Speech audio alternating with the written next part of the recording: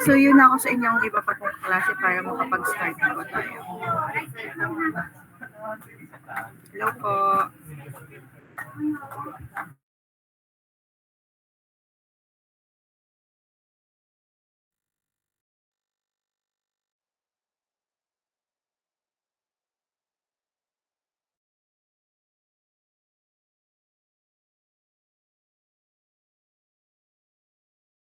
Good morning po. Naririnig pa po ako?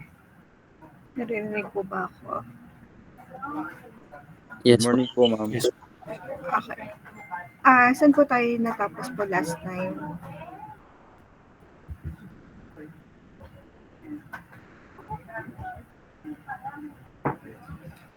Tapos na ba natin ang presentation?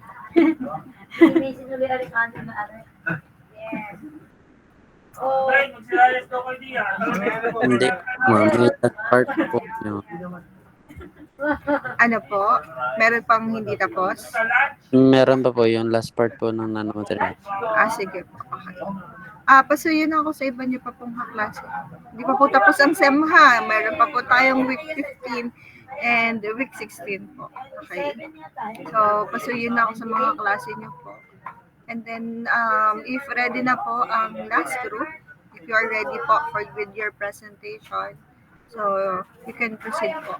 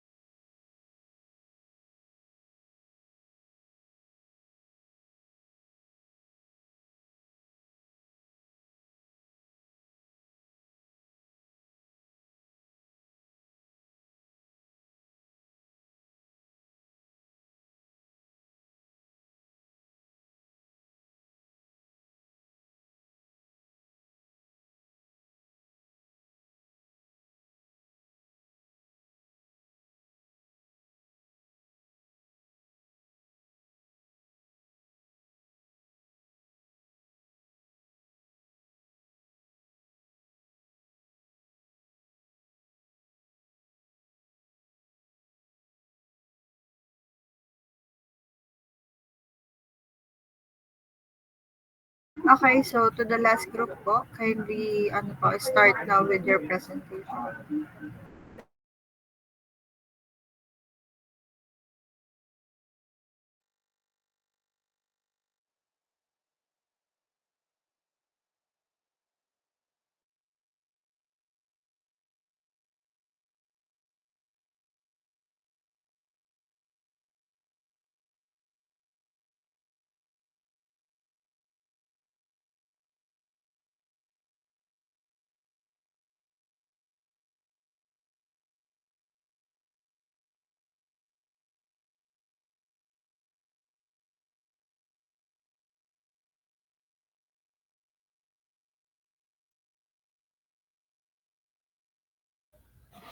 So to continue our presentation, here is the example video for soldier process.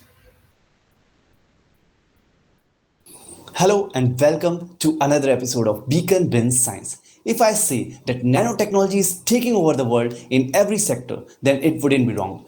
It is changing our world like anything, from cosmetics to environmental to medicinal. Everything around us is getting modified by using nanotechnology. The world is shifting rapidly with this technology, and for us to be a part of this revolutionizing nano era, we need to understand the basics of synthesizing nanoparticles. In our previous video, we have discussed about the physical method of making nanoparticles. But the problem with that physical method is we cannot effectively control the shape and size of nanoparticles. Now in this video, you are going to learn the chemical method of synthesizing nanoparticle. And the best part about this method, you can actually control the shape and size of nanoparticle using chemical methods.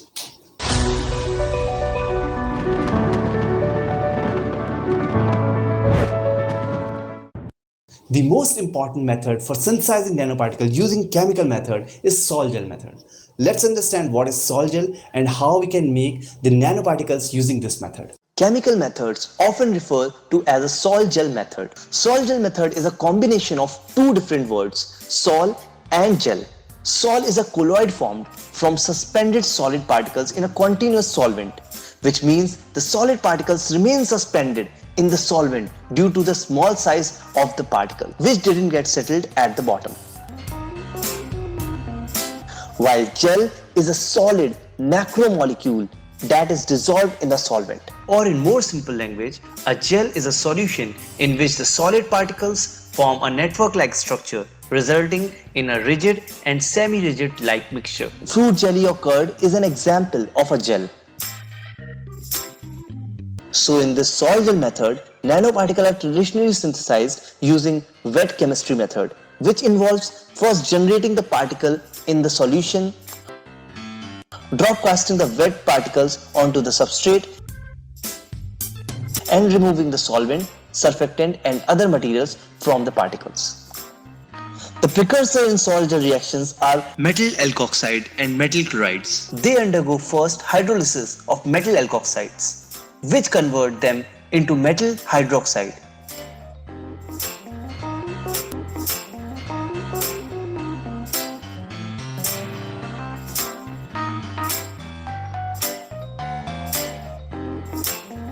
Which undergo polycondensation reaction, which involves connecting the metal centers with oxo or hydroxo bridges.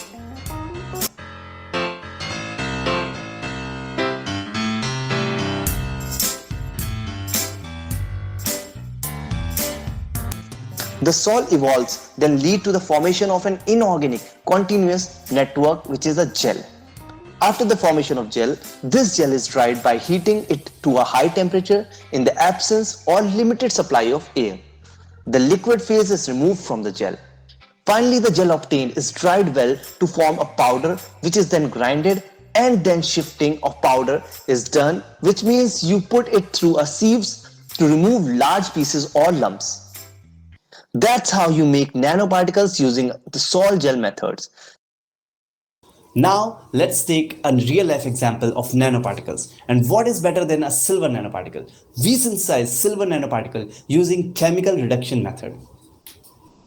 The three major components used for chemical reduction methods are metal salt, reducing agents, and capping agents. Let's understand this process by the example of silver nanoparticle synthesis. Reducing agents like sodium citrate, ascorbate, sodium borohydride, elemental hydrogen, Tollens reagent are used for reduction of silver metal from silver salt.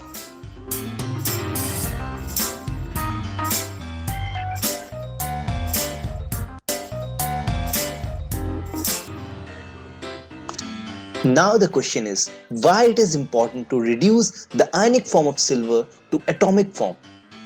This is because as the ionic form of silver is positively charged, they repel each other and hence agglomeration is not possible.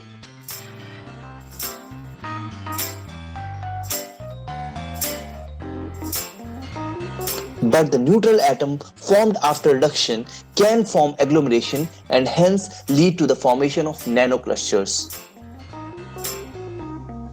The reducing agents reduce silver ion Ag plus and lead to the formation of the metallic silver, which is followed by agglomeration into clusters. These clusters eventually lead to the formation of metal colloidal silver particles. It is important to use capping agents to stabilize dispersive nanoparticles during the course of metal nanoparticle preparation, which protect the nanoparticles from excessive agglomeration.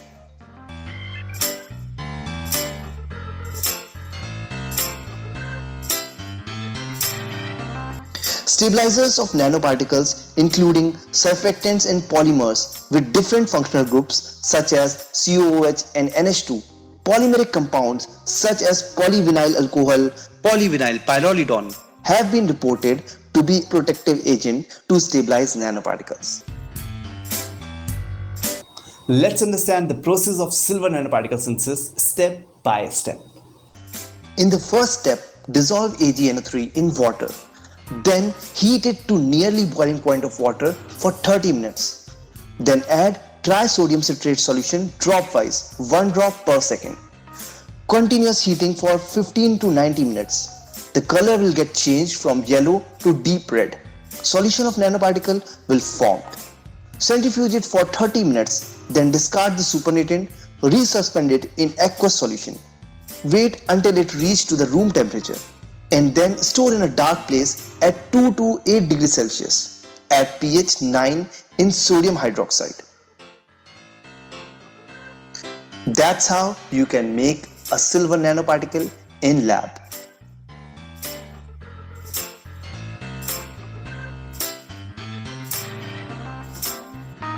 We are making these videos in easily understandable and entertaining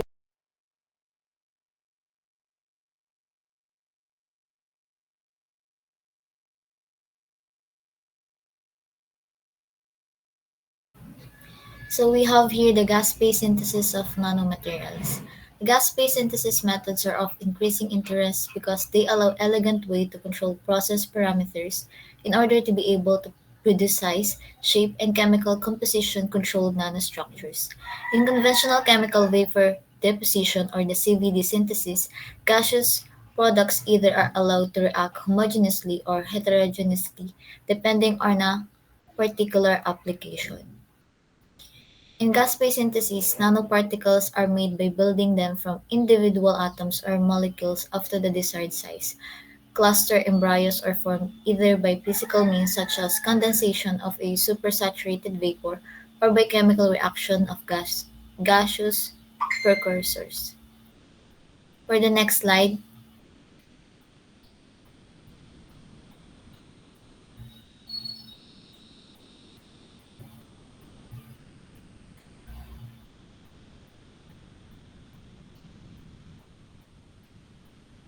here an example video of gas-phase synthesis.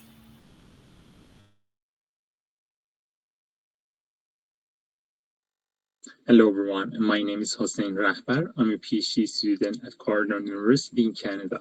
I would like to present our work on a simple model for gas phase synthesis of nickel nanoparticle, which widely used in battery technologies and catalysts. Nickel nanoparticles are made by gas phase synthesis using nickel tetracarbonyl as a precursor. Upon heating, nickel tetracarbonyl decomposes into nickel and carbon monoxide, and nickel atoms form incipient nanoparticle clusters. These clusters grow by surface growth or coagulation and form fractal-like agglomerates. Agglomerate morphology evolves also by sintering at high temperature.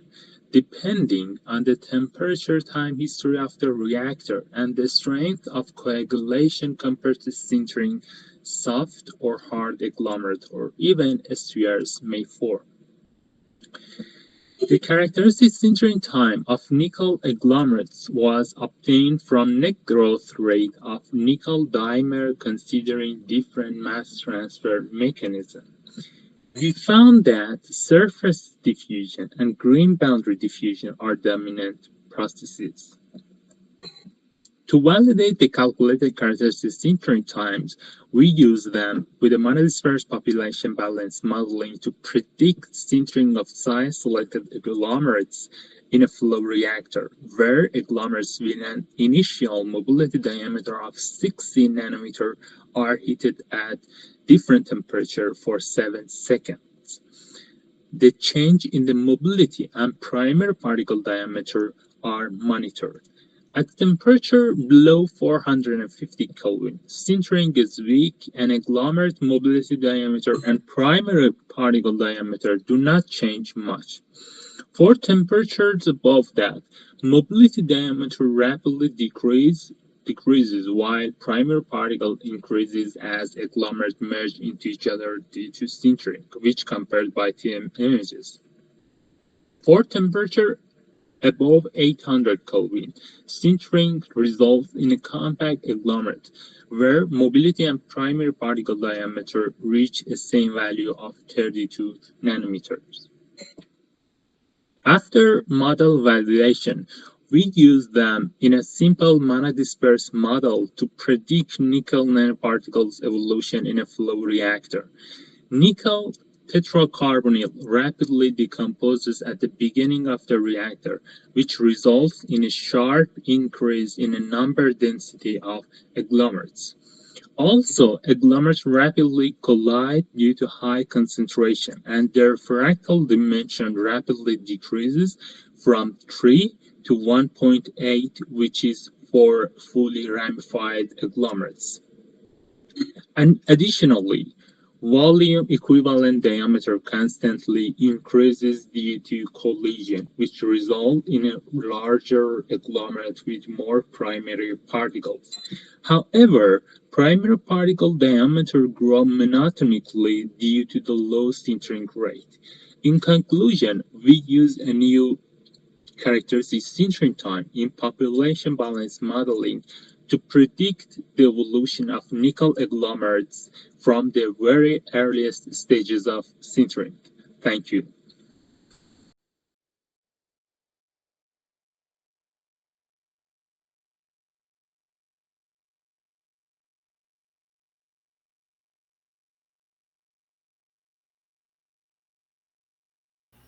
So let's now talk about furnace. Furnace is the simplest fashion to produce nanoparticles by heating the desired material in a heat-resistant crucible containing the desired material. This method is appropriate only for materials that have a high vapor pressure at the heated temperatures that can be as high as 2000 degrees Celsius. This is a basic way to make nanoparticles. We heat a material, usually a metal, to very high temperature. The intense heat causes the material to vaporize, and as the vapor cools, it condenses into tiny particles. However, this method has limitations. The material needs to be heated to extremely high temperatures, often thousands of degrees Celsius, and only certain materials can be vaporized at this high temperature and suitable for this method. For more advanced techniques are often used to produce nanoparticles with specific sizes and properties, and this technique involves complex chemical reactions or physical processes like laser ablation. Next slide.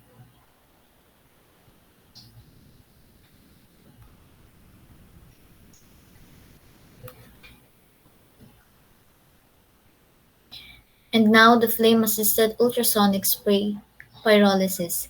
In this process, precursors are nebulized, and then unwanted components are burned in a flame to get the required material. For example, the ZrO2 has been obtained by this method from a precursor of Cr, H, CH3, CH2, and CH2O. The flame hydrolysis, a variant of this process, is used for the manufacture of fused silica. It is a versatile technique for producing nanoparticles. It involves several steps, like solution containing metal salts is atomized into tiny droplets using ultrasonic vibrations. These droplets are then introduced into high temperature flame where the solvent evaporates and the metal salts decompose, forming nanoparticles. The resulting nanoparticles can be collected on a substance or filter.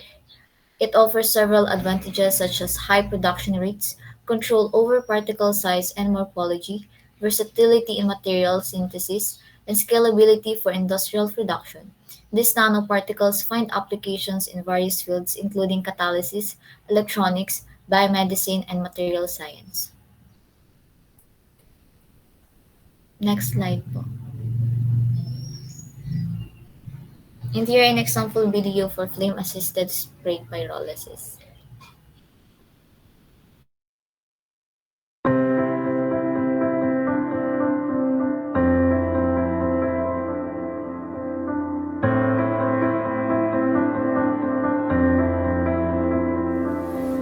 Hello everyone, my name is Phong from Thermofluid Material Engineering Laboratory.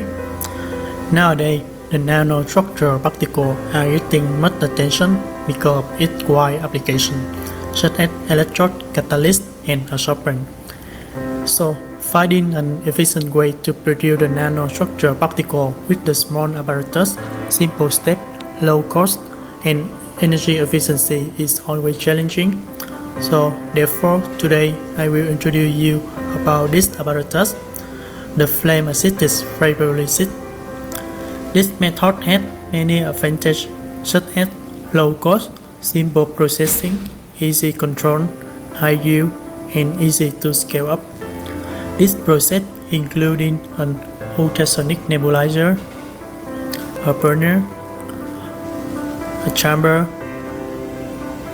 particle collector, water circulator, and the vacuum boom.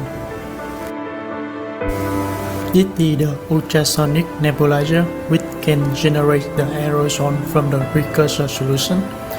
The average aerosol size is around 5 micrometer, and the aerosol is delivered by the carrier gas, such as nitrogen, from the ultrasonic nebulizer to the burner.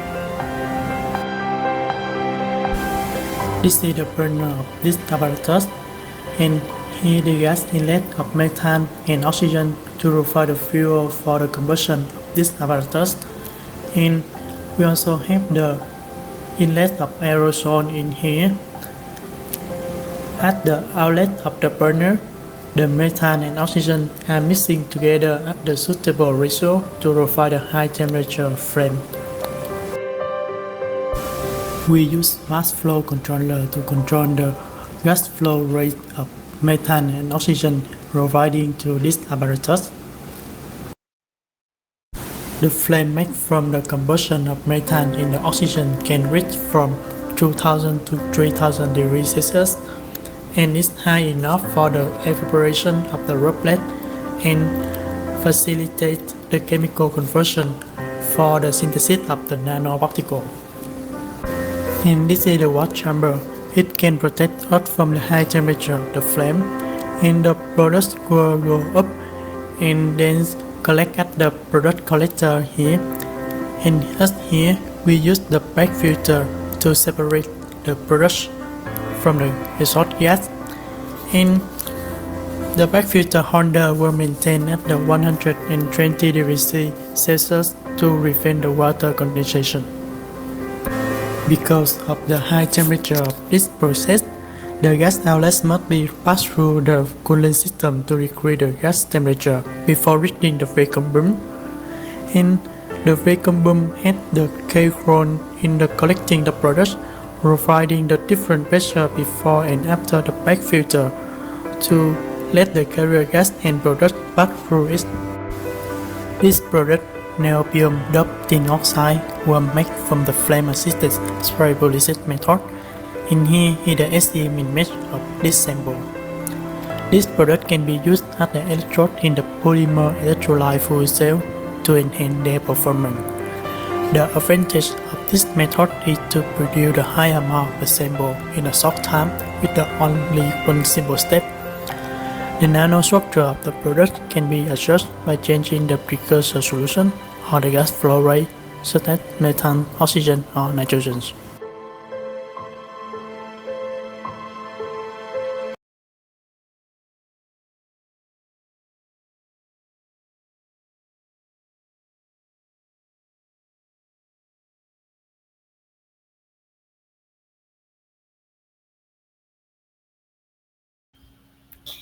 the gas condensation processing, or the GCP. In this technique, a metallic or inorganic material, a suboxide, is vaporized using thermal evaporation resources such as crucibles, electron beam, evaporation devices, or sputtering sources in an atmosphere of 1 to 50 millibar, or another inert gas like argon, Ne, and krypton. Clusters form in the vicinity of the source by homogeneous nucleation in the gas phase and grow by coalescence and incorporation of atoms from the gas phase. Next slide po.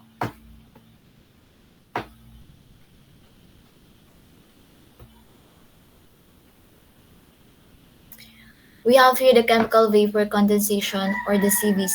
The evaporative source used in GPC is replaced by a hot wall reactor in the chemical vapor condensation, or the CVC process.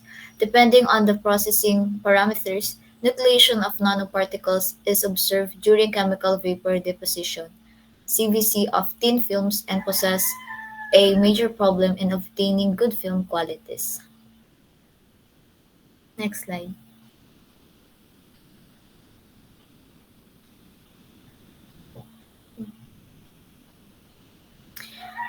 And now the sputtered plasma processing.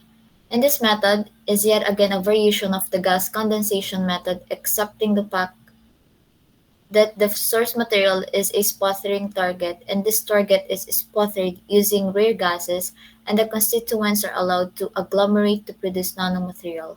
Both DC, or direct current, and RF, or the radio frequency, sputtering has been used to synthesize nanoparticles. This method is specifically suitable for the preparation of ultra-pure and non-agglomerated nanoparticles of metal. Next slide.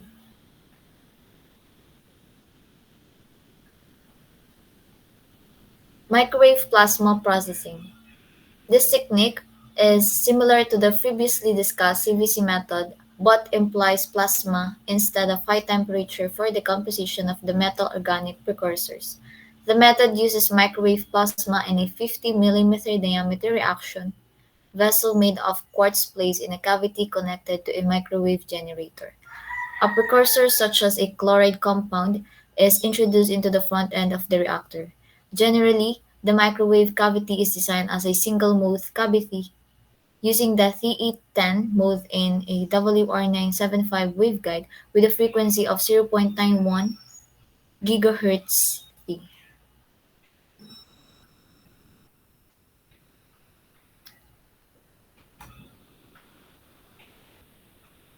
And next we have the particle precipitation aided CVD. In another variation of this process, colloidal clusters of materials are used to prepare nanoparticles. The CVD reaction conditions are so set that particles form by condensation in the gas phase and collect onto a substrate, which is kept under a different condition that allows heterogeneous nucleation. By this method, both nanoparticles and particulate films can be prepared.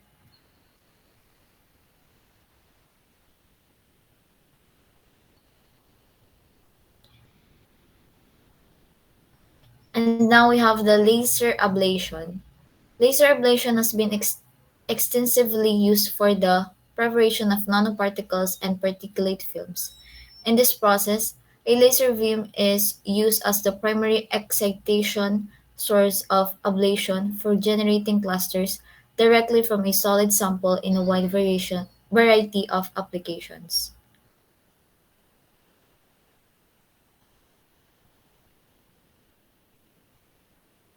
Thank you for listening, and this is the end of our presentation. Okay, so thank you so much po sa group ng nanomaterials. Okay.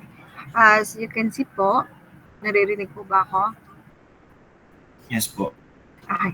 As you can see po, based po din sa mga methods of producing the nanomaterial, so medyo mahirap, it is so hard po na to produce po yung ating nanomaterial. Ano po? So, ang dami pong process that we need to do in order to to produce po yung ating nanomaterial. Ano po? Wait lang. Titingnan ko lang. Okay. So, katulad po nung aking dapat nagagawin, so I need to produce po a carbon nanocomposite. Okay? So, hindi ko pa po ito matapos-tapos kasi lagi nag-fail po yung aking experiment. But, ang ano kasi nun is gagawa po ako ng nanocomposite. And in order to do nanocomposite, so the first thing that I need to do is to prepare a material. Okay, so material po, meron tayong, ang aking pong material is the polypropylene. So, siya po dapat ay use kasi I need to recycle it po. So, polypropylene po, from polypropylene, so meron tayong different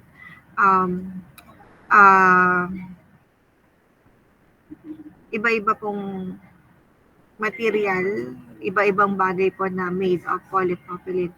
So, pwede po siyang yung microwavable na clear, transparent po na lalagyan.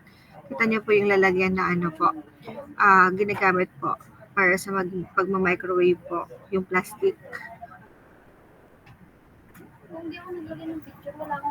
Alam niyo po yon. Yung kalimitan na yan. So yan, made of PP din yan. And then, kalimitan din po sa mga nilalagyan natin ng mga milk tea. Yan. So, made of PP din. Pero, sometimes, meron din po sila na PET. So, in order to determine po the type of plastic na ginagamit, so, titingin tayo din sa recycled number. So, kapag 5, yung, kita nyo yung symbol ng recycling, a triangle, na may arrow, yun yung titingnan nyo po. And then, titingnan nyo po kung anong nakalagay na number. If it is 5, then polypropylene yan. Kapag 1 ang nakalagay, so means ito po ay PET or polyethylene terephthalate. Okay. So, ang ginamit namin is the disposable na baso. Okay. Diba, kalimitan, yun yung ginagamit po yung mga disposable na baso sa mga handaan.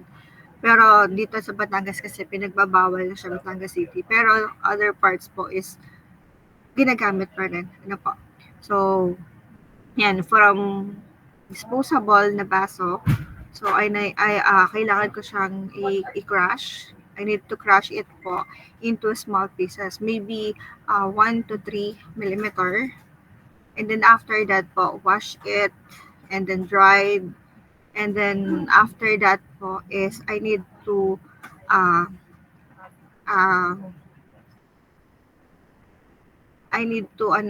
to transfer it po. So meron po akong konting sample na ilalagay po into autoclave. Autoclave po is a container na dapat ay po siya, closed container po. And then that autoclave po will be placed in the oven, in the furnace po for pyrolysis testing. And after that po is the expected result will be the carbon microsphere. And that carbon microsphere will be the manganese oxide po will be impregnated with the carbon microsphere using din po the furnace. So, gumagamit tayo ng furnace in order to make po the carbon nanocomposite. So, from carbon microsphere, and then we have here po another material which is the manganese oxide impregnated, which is the size po of the carbon manganese oxide is in nanometer. And then if we impregnate this material to the carbon microsphere, so the materials will be the carbon nanocomposite. Nanocomposite, since it is a combination po of a two material, and then nano po because the manganese oxide po is in nano size po. So in order to para masabi po na ang material is nanocomposite, it should be at least one of the material po should be less than 100 nanometer. Natatandaan niyo po yun? Did you still remember it po dun sa discussions?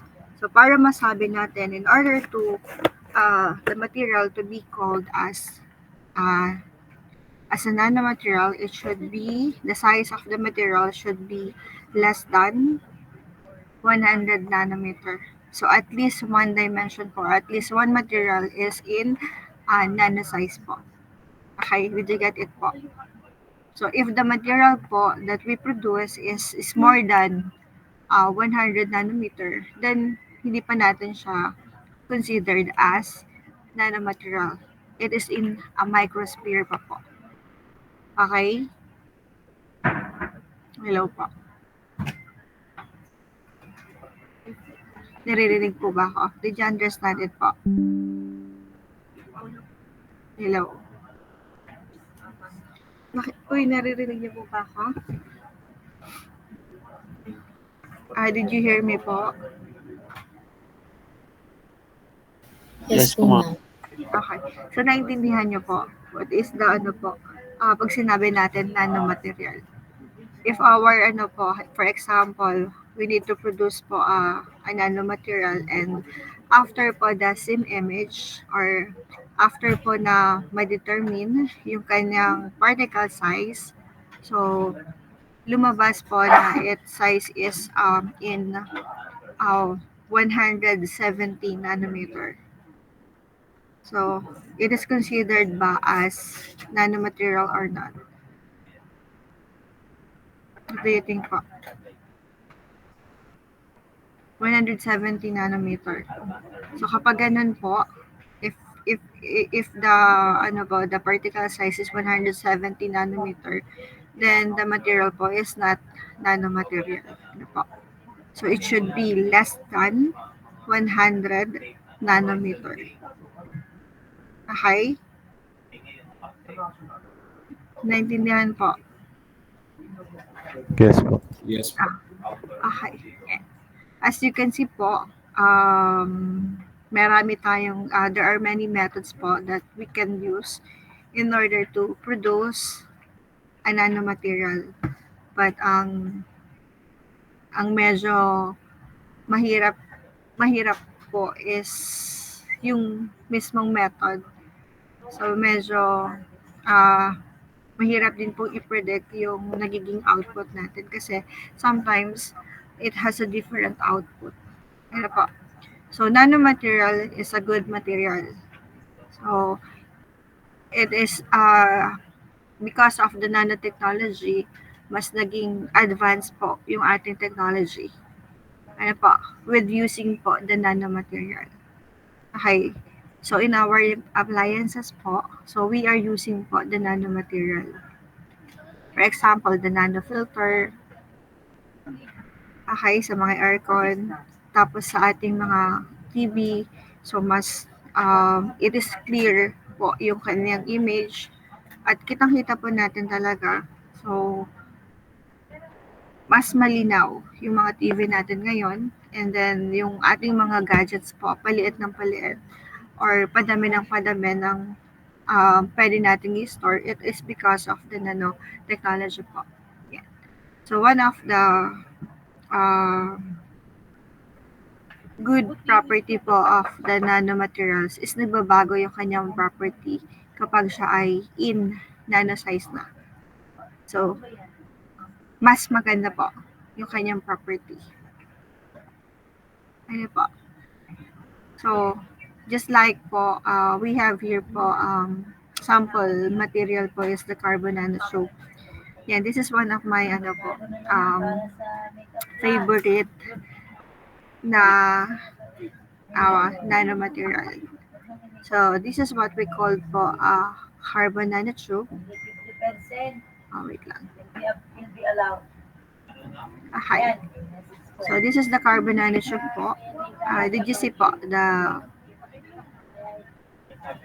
may nakikita po kayo sa screen? Approve is on November 25 to December 10. Okay. So this is one of my favorite po na nanomaterial. This is what we call the carbon nanotube. So carbon nanotube because it is the main components po niya is carbon. And then nanotube po since it is in nano size and the shape of the material is in a tube. So this is the example po of the carbon nanotube. So this one po, nakikita niyo po yung nasa taas. It is just like a plain sheets po, yung graphene, what we call graphene, and then it is rolled off yan to form a carbon nanotube. Nakita niyo po, this is the carbon nanotube po. Ganito yung itsura ng carbon nanotube. Nakikita niyo po. Yan. So, the property of carbon nanotube is similar, medyo similar to graphene and Buckminster fullerenes, but this one po is more ano po, mas mataas po yung kanyang strength and other properties. So the discovery of this material is ano lang po, accidental. So the main parang siya ay ang main na gagawin talaga is during the experiment po, ang expected output should be the C60 or Buckminster fullerenes. So, yung Buckminster fullerenes natin po is the pabilog. Wait lang po.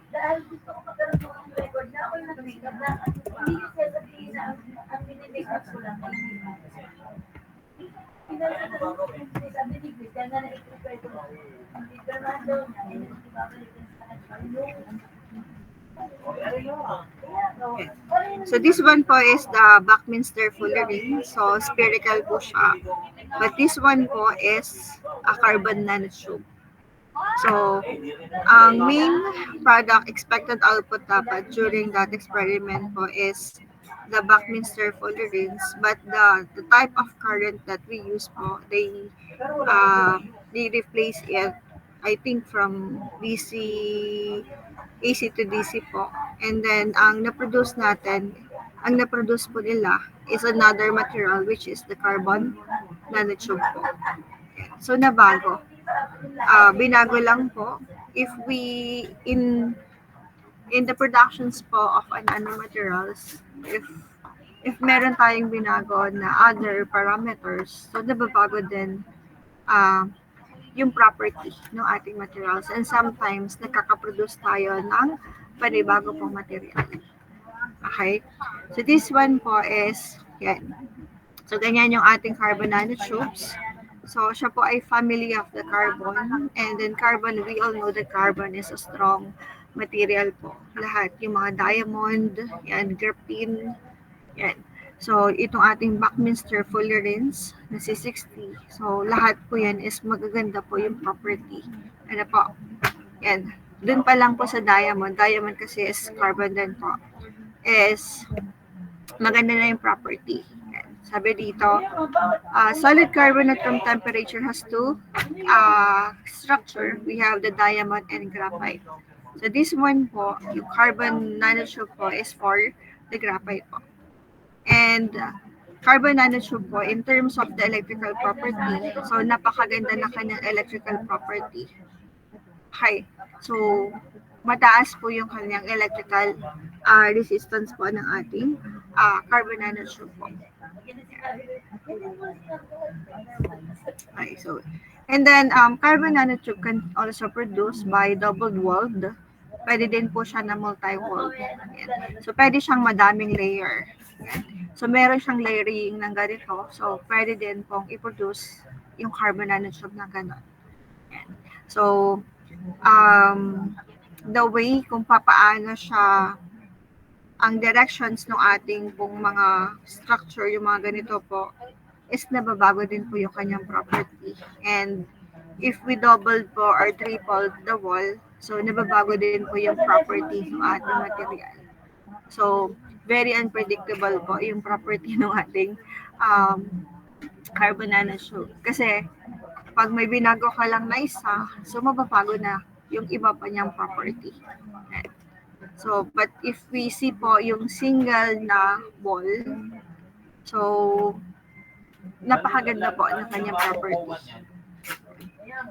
So, we have here po, yan. So, this is the properties po of the carbon nanotube. That is why it is used for many applications. So the first one is in terms of the mechanical tensile strength. Can't you see it po? Sabi niya, can be 400 times that of steel. So kita niyo po. So 400 times that of the steel.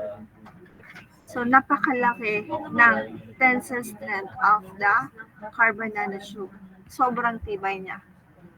Ano po? Makita niyo? And then, very lightweight. Imagine po, very lightweight po yung ating carbon nanotube. So, sabi dito, their density is 1/6 of that of steel. Imagine po. So, 1/6 lang siya. Or, ang kanya pong density is 6 times lighter than the steel. Okay? And then in terms of the thermal conductivity, thermal conductivity, so it is better that of the diamond. And sabi dito, they have a very high aspect ratio greater than 1,000. Then sabi dito, in relation to their length, they are extremely thin. Yan. So, very thin po siya, pero in terms of the length po, yung kanila pong ratio po is 1,000. And sabi dito, a tip surface near the theoretical limit. And then may nakita pa ako dati na properties nito is the modulus of elasticity. So the modulus of elasticity for the carbon nanotube is approximately po 1 terapascal. So, imagine that po. Diba yung atin pong mga steel is more on, diba, the modulus of elasticity nila, yung E, is equal po sa 207 gigapascal. But this carbon nanotube po has a modulus of elasticity of 1 terapascal po. Okay? So, na-imagine nyo ba kung gaano kaganda yung property niya? Did you imagine it po? Okay. And then, yeah. So, magkaiba po siya sa nanotubes. Ang nanotubes po is different from the nanofiber. Kapag fiber kasi yun buo po yun. And the main problem po for this nanotube is kung paano natin siya ipoproduce ng madamihan. Although maganda yung property niya, but in productions po ng maramihan, so medyo mahirap po. So baka pag madamihan na siya, hindi po maproduce siya ng ganun kaganda pa rin yung property. Commonly po, maliliit lang po yung napoproduce natin kapag nanotube, nanomaterial po. So the main problem po for the nanomaterial is it's productions po kapag madamihan na and kapag palalaki na po yung kanyang productions. So medyo mahirap po siyang i-produce pag madamihan.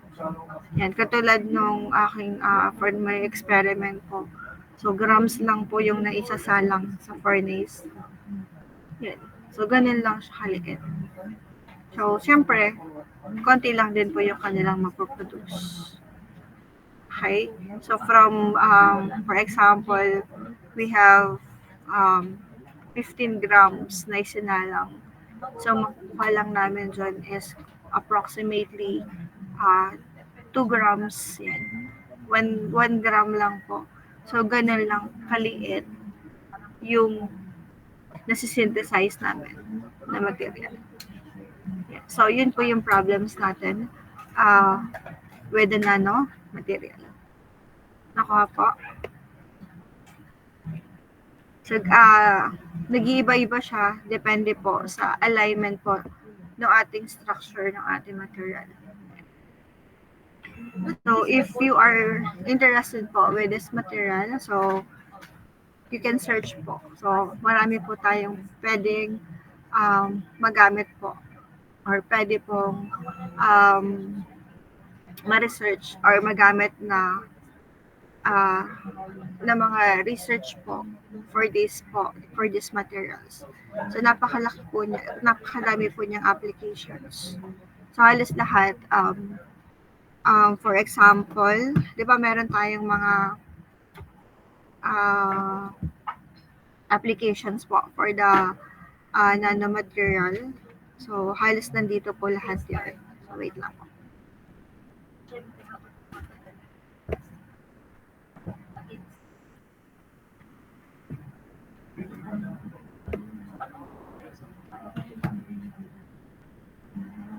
So mostly po pag nanomaterial, so nag-iiba po yung kanyang properties. Ano po? From optical,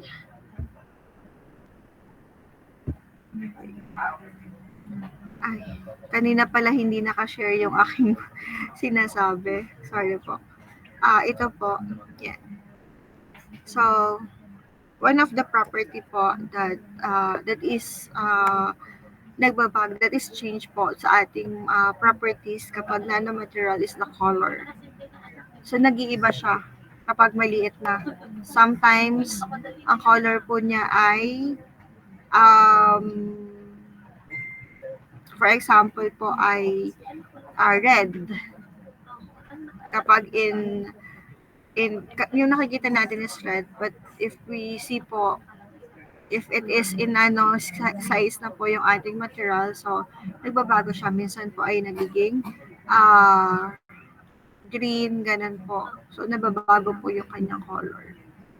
And then, pagdating po sa electrical properties, so nababago din po yung kanyang properties po. So this is the applications for the nanomaterial. So we can also use po yan for the microbial fuel cell.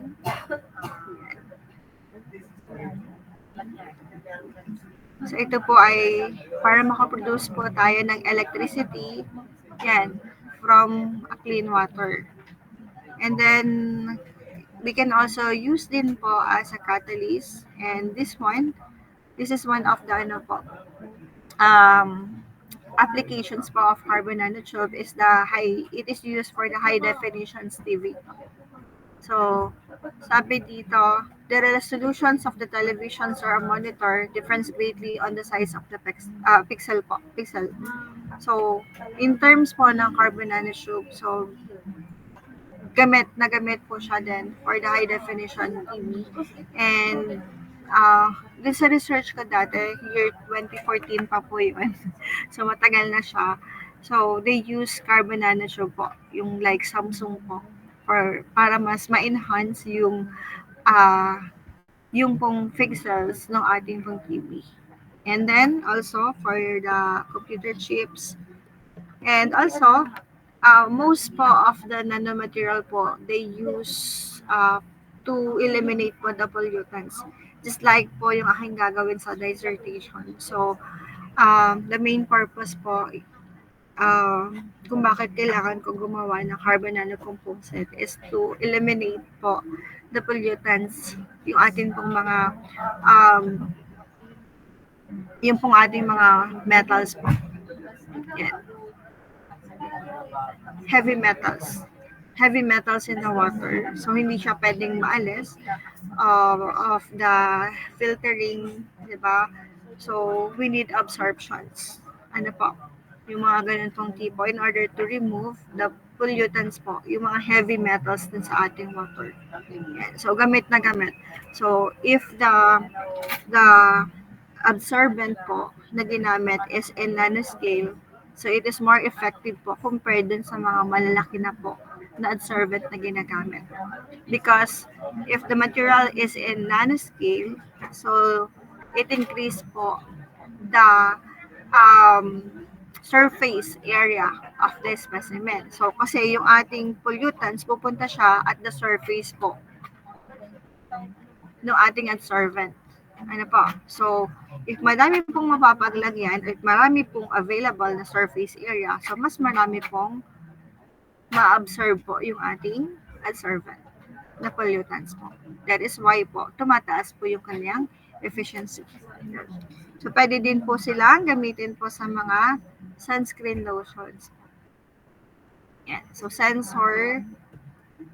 Tapos, yan, madami pa po itong microchips. Tapos yung sa mga battery, yan, pwede po din gamitin po. Mas marami pong na-store when we are using po the carbon nanotubes. Okay. So, meron po ba kayong tanong? In terms po of the nanomaterial?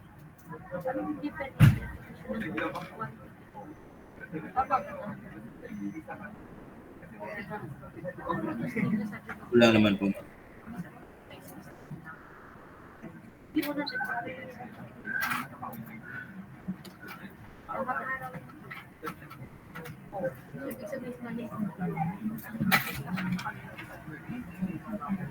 Okay.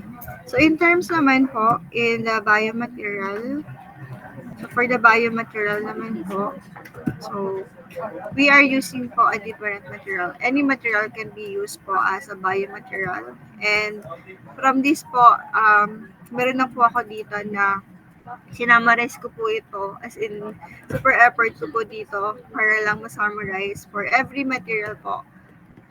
Ito yung mga material na pwede natin gamitin as a biomaterial. So, this is the applications po and some of the properties po ng ating material. So, wait lang ha, meron lang po yan.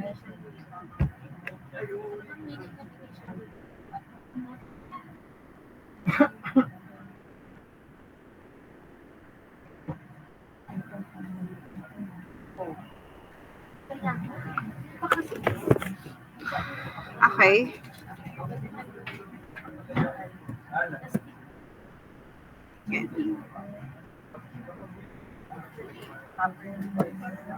So, in biomaterial po, we have to make sure po that the material po is compatible. And compatible with the body tissue and must not produce toxic substances po. So the main purpose of the biomaterial is to prolong po the life of the person or of people. So kapag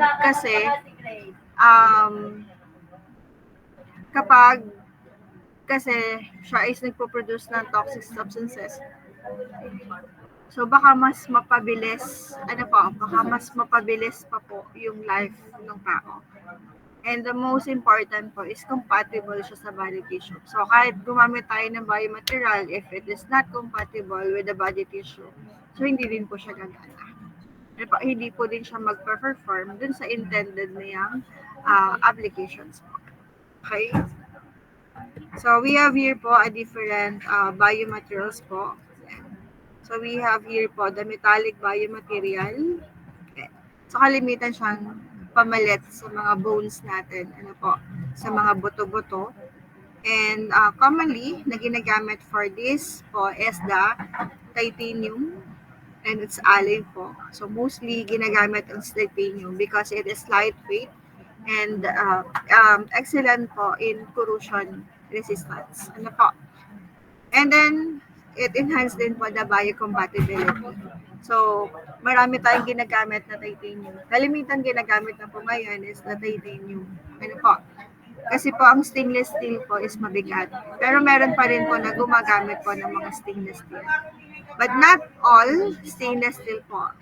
The only po is the martensite, ferritic, and austenitic po. And then also po, the cobalt, yan, the yttrium, tantalum, and the magnesium po. So, nandito na po yan. Nandito na po yung summarize ng property, ng mga material po na pwede natin gamitin as biomaterial po. Yan. And then, nakalagay na din po dyan yung mga applications po. So, commonly po, we have in polymeric po is the polyethylene, the PMMA. So, polymetal metaacrylate po. Yan ha, ganun yung pagbasa. Medyo mahirap talaga basahin po yung ating mga polymers. PMMA, polymetal metaacrylate. po. And right now po, we have po yung mga bagong polymers. We have the polylactic acid and the polyglycolic acid po. So this material po is biodegradable. Kaya kalimitan din po sila na ginagamit. So it is used for the medical applications po. So PLA and PGA po.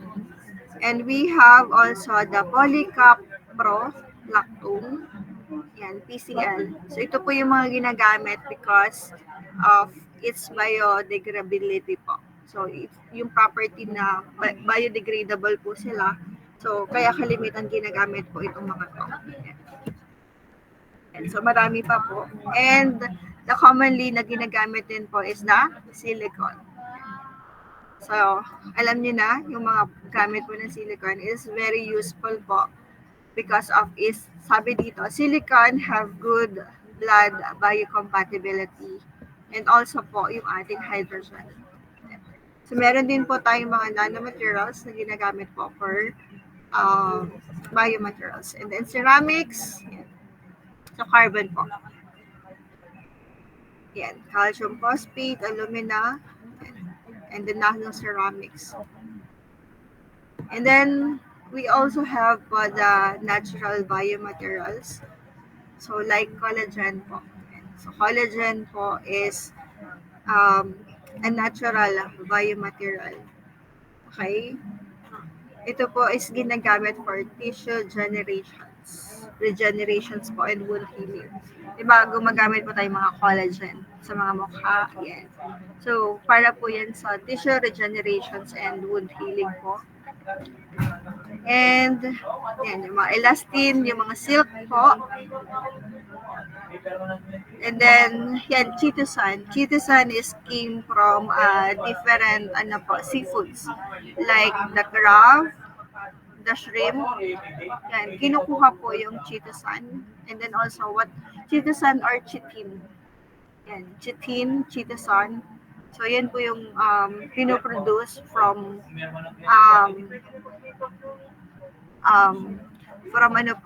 from the shrimp, crab, yan. Yan po yung mga, and then we have po the cellulose.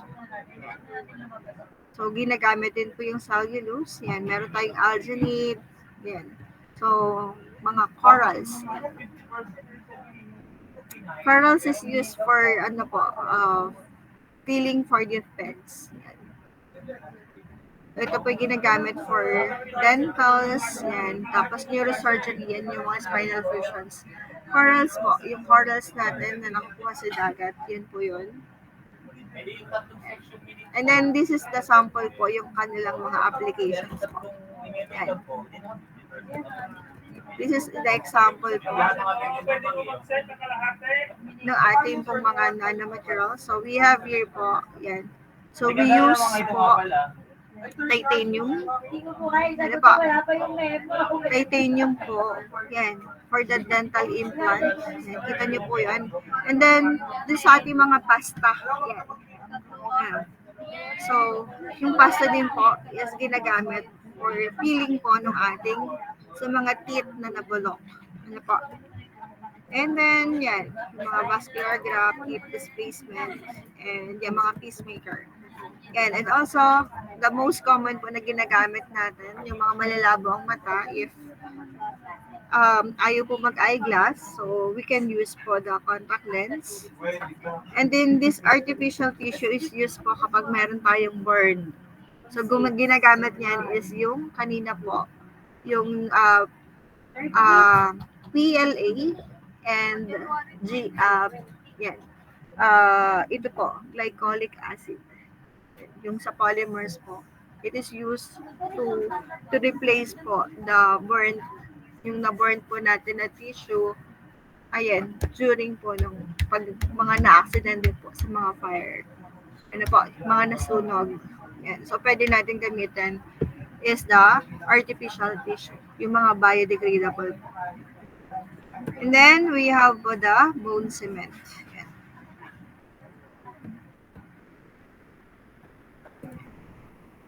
Okay. So, meron po ba kayong tanong with the biomaterial? So, before that po, bago ko ituloy po yung ating yung different materials, so I will be discussing first muna po yung ating laboratory. Ano po? Yan. So, nakikita nyo ba ang presentations in them? Wait lang.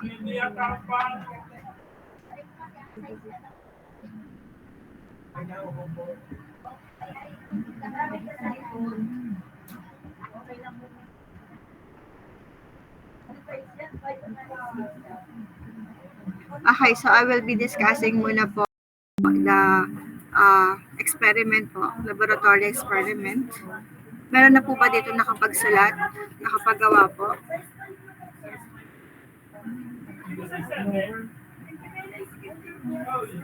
Hello? May nakapagsulat na po sa inyo na experiment? Hindi po namin ay hindi pa. Yung iba pa po. Sa amin din po, ma'am, hindi pa. So, hindi, makikitaas po ng kamay na nakapagsulat na.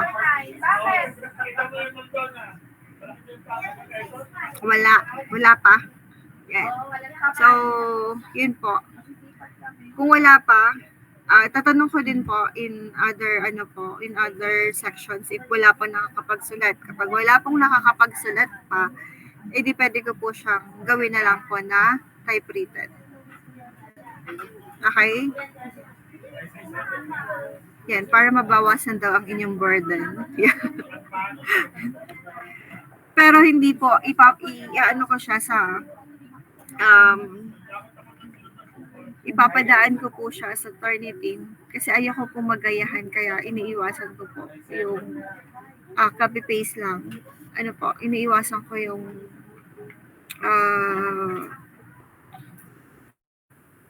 typewritten kasi baka magtularan lang din po. Ano po, copy-paste. So, ayoko po ng ganun. So, yeah. Ipapadaan na lang natin sa Turnitin tapos para alam ko na gawa niyo talaga yan. Ano po? Okay lang? Hello Yes po. po, ma'am. Okay. Okay lang po. So, tatanungin ko muna yung other sections. So, kapag may nakapagsalat nun, ay di, sorry po. Yeah. Sorry daw. If may nakapagsalat po, ay di, ano po. I-ano ko na lang po siya na handwritten. Dahil nakapag-start na sila. Ano po. Kasi yun yung una kong announcement. Ano po. Okay. So, for the laboratory experiment po, this is the general guidelines po. So, you have po 5 to 7 members. Yan. Sabi dito, depending on the total number of the class. And a class representative should submit the list of members for each group. So we are done with this po. And then this is the numbering po for the laboratory experiment. So the first one po is the Sharpie impact test. So it will be done po on next face-to-face class. So we can use po the Sharpie impact test. So sana po ay okay na siya. If the ano po, yung Sharpie impact test po is hindi gumana yung bago. So we can use po the manual method po for Sharpie impact test. Okay? So may nasira po sa programs that is why po hindi po siya nabubuhay ngayon. Yan. So pero pinapacheck ko na po siya. Yan. So laboratory number 1 po is the Sharpie impact test.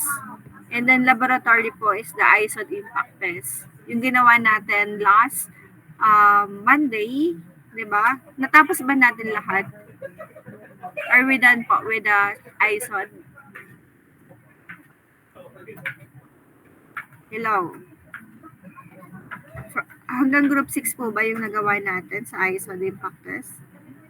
Group 6, are we done po? Yes po, ma'am. Okay. Yan. So the laboratory number 2 po is the ISOD impact test, and the last one po is the tensile testing.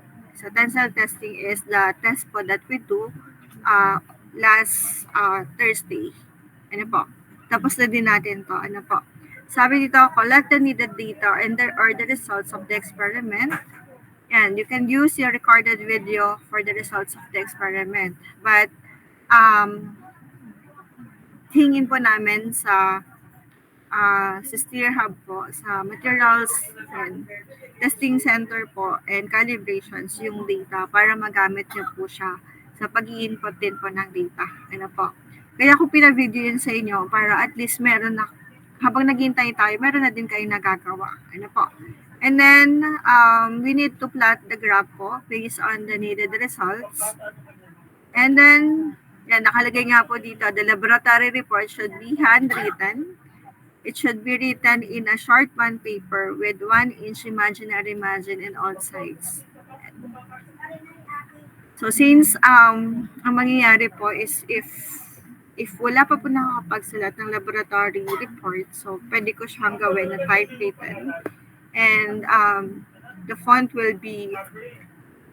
size will be 11, and font style will be Times New Roman. Nako ha, Times New Roman and then 11.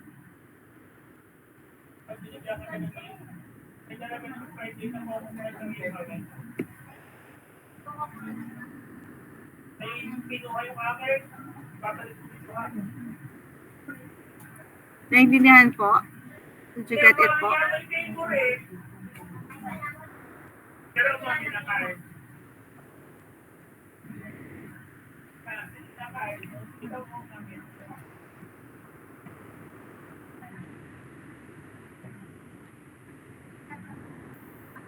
Hello, nakakuha niyo po? Hello po. Yes. And so for the laboratory report format guidelines po, so ito yung ating susunod ha. So lab reports or formal technical reports and must conform to accepted standard of written communications. So use one side of the paper only. So bawal po yung back-to-back. And use standard margin convention. So 1 inch on all sides po. Imaginary. Imaginary margin. So lab report should contain the following elements. So the first one is the cover sheet. Yan. So the cover sheet shows the group number, student's name, section, laboratory experiment, title, and date of submission. So ito dapat po yung laman po ng laboratory, ng cover sheets po. Yun yung parang pinaka-front page. Okay? So wait for a while po. So maghahanap lang ako ng, baka meron po ako ditong sample.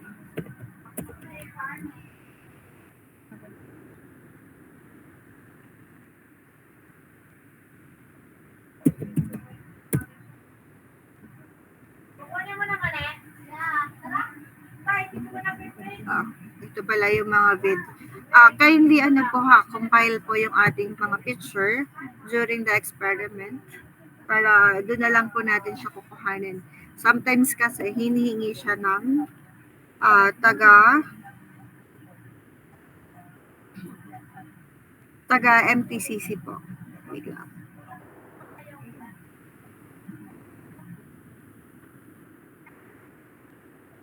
Okay, so try natin po ito. So, but this one po is online.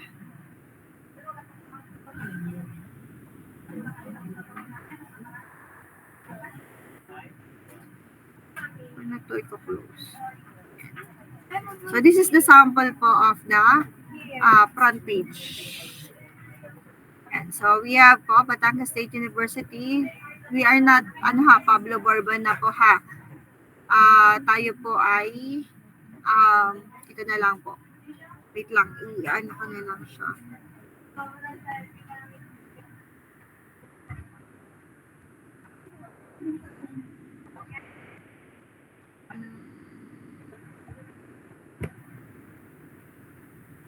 Wala pala akong mga sample po dito. Ito kasi is during the sample po nung last pa. Pero mga ganito po yung laman ha. So, iba na yung campus natin. We are Alangilan campus po. And then, we are now po a College of Engineering. Yan, ME, and then laboratory report number 1. So, for the laboratory report number 1 po, we have the Sharpie. 2 po is ISOD, and then 3 po is the tensile test. And then submitted by your group number, and then tapos sections, and then submitted to, and then the date of submissions. Yan. Naintindihan po.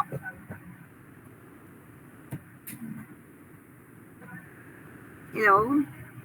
Nakita niyo po? Yan. Opo. And then the next po, the next part po of the laboratory experiment is the memorandum. Yan. So a written technical memorandum which briefly describe the work performed of and the results obtained is required. Yan. So for the memorandum po, you just add a data about po dun sa experiment na pinarform po natin. So for example po dito, so about compression test yung nilagay niya. So anong ginagawa natin sa compression test? What is the the properties to be determined using the compression test? Ano yung kanyang material na mga ginagamit? Yan. So yun po yung ilalagay po natin. So it should be one page. One page only po yung ating memorandum. And then, so mababa siya, 70/100. So mahaba lang to. Kaya huwag niyo po itong gagayanin. Sinasample ko lang po ha. Pero dapat medyo mahaba po yung discussion natin in the memorandum. It is all about discussions of the test to be performed. Okay? And then, after that po is we have po the objectives of the experiment. Yan. So, meron naman po tayo dito nakalagay po na objectives. For example po, for the Charpy impact test, or ISOD na lang pala.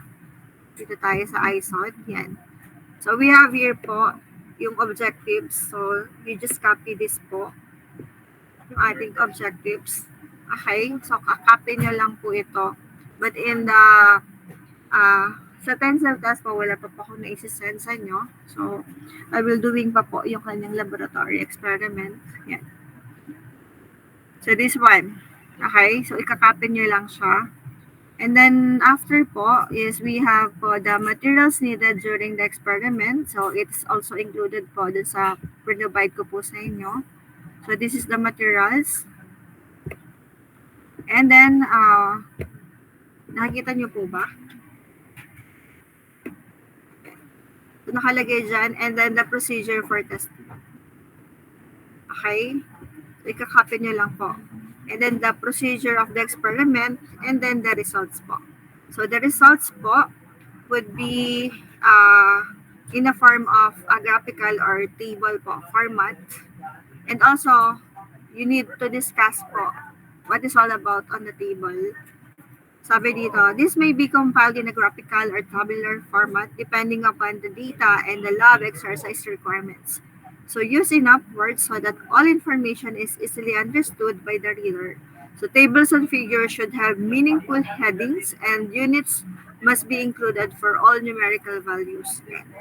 So for this po, yan. So susundan nyo po yung ating nakalagay po na table. So, yan. So, we need to fill up this po. Kaya lang po, we only have one trial po. One trial lang. So, hindi siya trial 1, 2, 3. So, i-remove natin yung trial number na nakalagay. Ano po? Pwedeng hindi na natin siya lagyan. So, we can remove na po yung ating trial number. Okay? So, and then this one po, yan. So, you need to determine po the rebound height, and then the difference in height, the energy absorbed, and the toughness. And the formula po for that is, ito po yung gagamitin natin. Okay? So, toughness is the energy absorbed, and then yung height po. So, since siya po ay in terms of the degree, so you can solve naman po the height ng ating material. So, from ang pinaka-reference po ay reference point po natin is yung baba. And then, meron tayo, di ba, nakuha na angle. So, ano yung height na corresponding niya? So, pupulin po natin siya. Okay? Then, after that po, so we have po, gagamitin na lang natin is UV notch with different degree po. Kayo nang bahalang mag-present. Pwede nyo sundin to, pwede din po kayong gumawa ng panibago na pong table. And then, for every table po, there is a discussions po. Okay? So, you need to discuss po yung nakalagay po dun sa ating table. And also, the comparison between the different type of notches, different type of notch and a different temperature po. So, you can use po this graph in terms po, pwede nyo i-graph po yung energy absorbed versus the different temperature. Okay? So, isa na lang. Huwag na nating lagyan ng ganito. U notch, V notch, at saka since we have only 3 tasks po, eh di kayo na yung bahala po maglagay.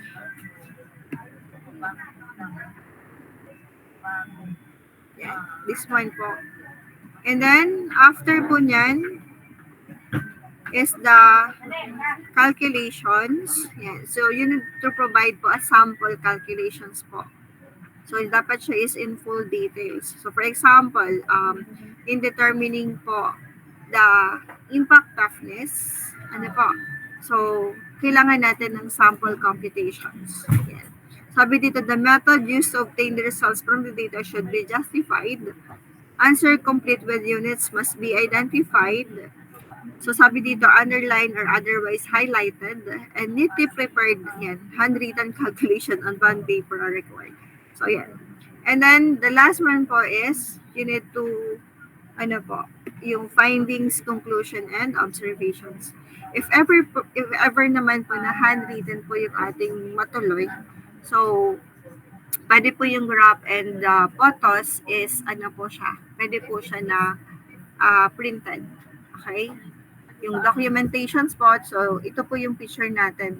So kindly, ano po, maglagay tayo ng narrations for every picture spot na ilalagay po natin. Para saan yung mga pictures na yan. So mas maganda kung sunod-sunod yung every procedure po, sunod-sunod din natin siyang ma-present. And then sa kahuli-hulihan is the group picture po natin. Para alam natin kung sino po yung mga nandun during the experiment. Did you get it po? Ako ha?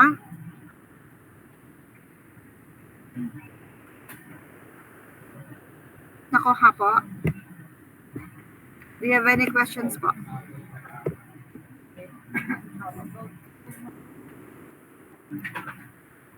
Meron pa po kayong tanong in terms po ng atin pong laboratory experiment? Wala na po, ma'am. Other po. May linaw po ba? Is it clear? Do you have any questions po? Wala na. Yan. So actually, kindly ask po the other. Nagtatanong kasi si Darlene. Wala pa rin sa kanya. So ang ano na lang natin is section 2. Kindly ask po the section 2 if meron nang nakapag-sulat po sa kanila. So if wala pa po, so we can, ano po, gawin na lang po siya na typewriter. Actually,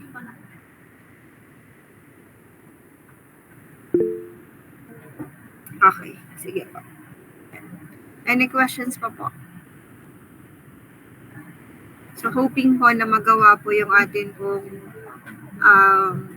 Sharpie impact test so that you can use po yung maganda kasi siya during the experiment as in magpipindot ka lang. So, kusa siyang tataas and then bababa and then pipicturean lang natin yung height kasi nakalagay na din po doon yung height. So, we don't need na po na i-determine pa yung height after po ng impact test. So, nakalagay na siya doon. And also, nakalagay na din minsan yung kanyang energy po. Impact energy or absorb energy. Kaya, mas maganda yung sana machine na yun. Kaya lang po, there is problem with the program. Hindi ko alam kung bakit nagkagulo yung kanyang program. Pero sayang, maganda siya nung ginagamit po natin. Kaya, pipilitin ko sana na yun pa rin yung magamit ninyo. Any questions pa po?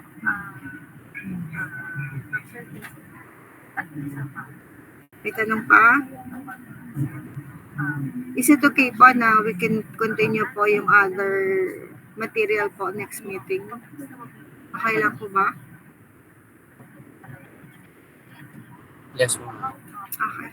Yan. Okay. So, medyo kakaunti po yung umattend ngayon. 33 lang kayo. Kayo po ay 43. So, meron tayong 10 po na wala. And then, meron tayong dalawa na nagpaalam sa akin na siya po ay excuse. Okay. Anyway po, let's have our attendance po. Kindly open your camera po for the attendance. Okay. Sige po. So, if wala din po sa O2, so, pwede na po siyang gawin natin na typing. Mr. Atienza, sino yung iyong nasa likod?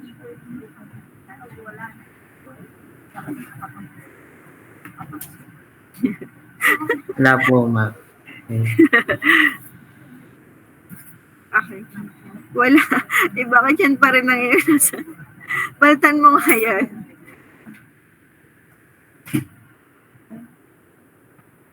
Anyone po that who can take po screenshots? Okay.